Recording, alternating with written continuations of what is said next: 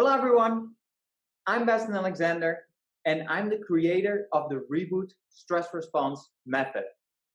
During these videos, I take you step by step of what it entails and how you can turn a stressor into pressure instead of anxiety.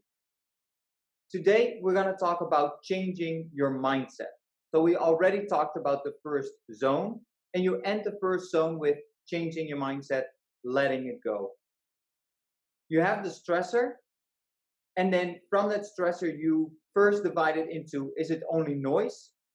Or is there something I can do about it? Is there something that I have control over? And either way, like if you have control over it, you make an assertive plan and you go into action. And with all the noise, you can just like let it go. But how do you do that? How can you change your mindset and let go? So that's what we're going to talk about today. So let me share my screen here. Change your mindset, let it go. You can take the control. The state of mind that you're in at a certain point is not where you have to stay in. You can practice to change your mindset quickly into empowering and feeling better. And the first one is words. A lot of people underestimated the power of words. Because what happens with words, you create your reality with the words that you use. And how does that work? How you frame a certain experience or a certain feeling is what becomes your reality.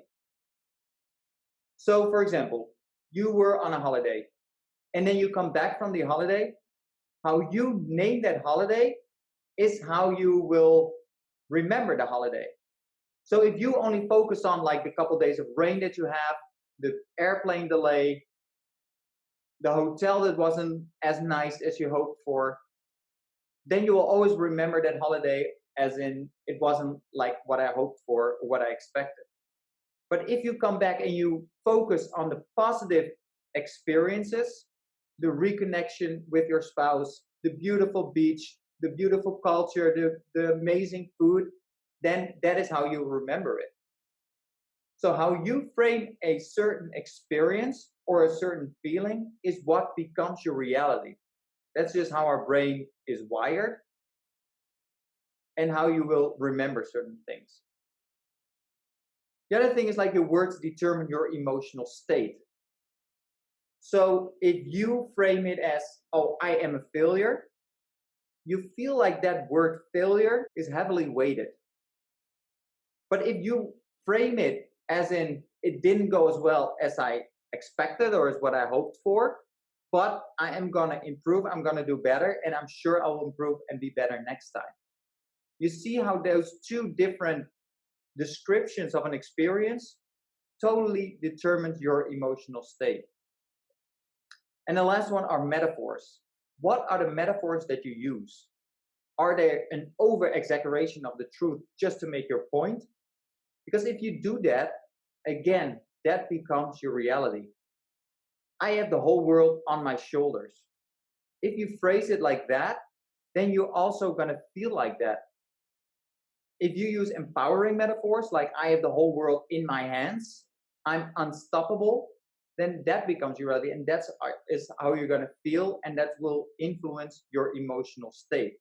So if you are dealing with a certain stressor and you already decided that it's just noise, there's nothing you can do about it, and you want to change your emotional state by letting it go, then the type of words that you use is essential for you to let it go and to create your own reality around it. Then there's also certain things that causes an instant change.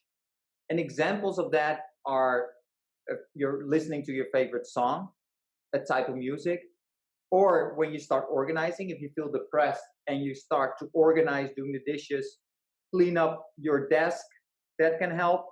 Listening to an inspiring podcast, go hiking in nature, go to the beach, go to the forest, and just clear your mind. or an empowering conversation with a friend.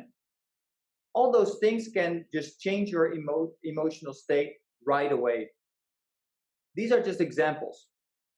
And for everybody has a different power of an incentive that can change your emotional state right away. So go ahead and make a list. What are your favorite songs that boost your energy right away? Who is that friend that you want to call when you're feeling a little depressed? What are podcasts that you like to listen to that always makes you inspiring and gives you energy to go and work harder and come to results? What is your favorite place to go where you just can clear your mind? What is your thinking spot? Where would you go? Or if you have other things that boost your energy that you love to do, kind of a hobby, list it, prepare for it. Because then the moment that you're having a tough time or you're in that anxiety, it's stuck in your head, then you're already prepared, you already have a list and you know what to do. You come prepared. Two other things that you can do is posture and breathing.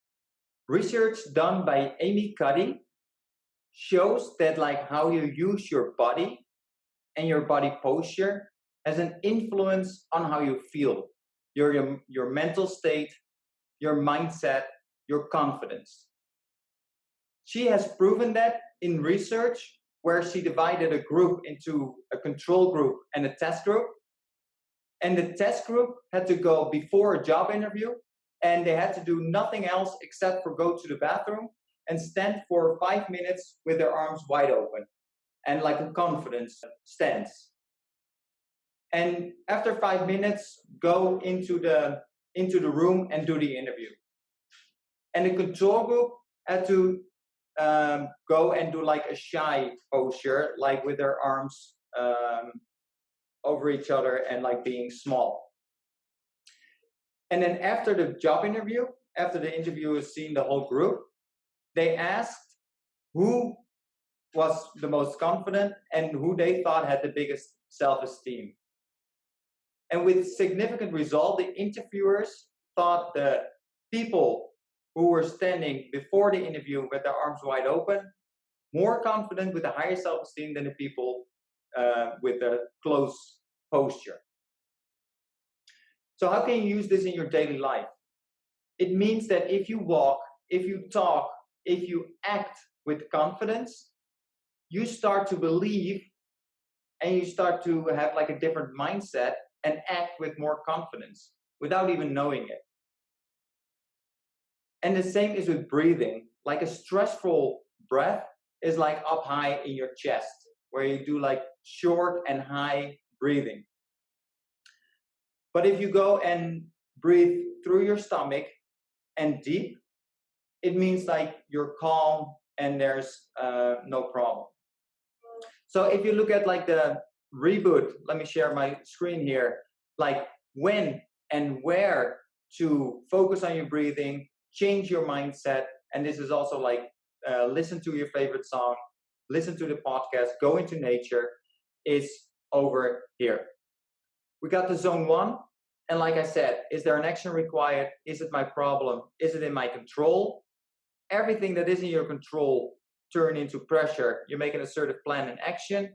And then from here, you can go and let it go. If it's not in your control or not even your problem or no action required, it's just noise, and then let it go. And in here, it is important you can just say it out loud. The stress that I feel is nothing else but noise. It's just there, but I can let it go. So from here, like all this information, again, is on bastinalexander.com/blueprint, which you can download for free on this website. And do it. Because like with these videos, you watch it, and once it's done, like there's so many more information coming at you that you forget about it. You go on with your daily life. But with the blueprint in your hand, print it and put it somewhere where you can look at it every day. And then follow it and implement it in your life. Because we can talk about it and you might find this useful information, but if you don't take action, then nothing will happen. And by downloading and printing the blueprint, it will force you to take action. So please do that right now. Also, subscribe to my channel and share this video, because I am still on my mission to reach as many women as possible dealing with anxiety, work stress, so they're not growing a successful career. So help me share this message so we can reach more women together.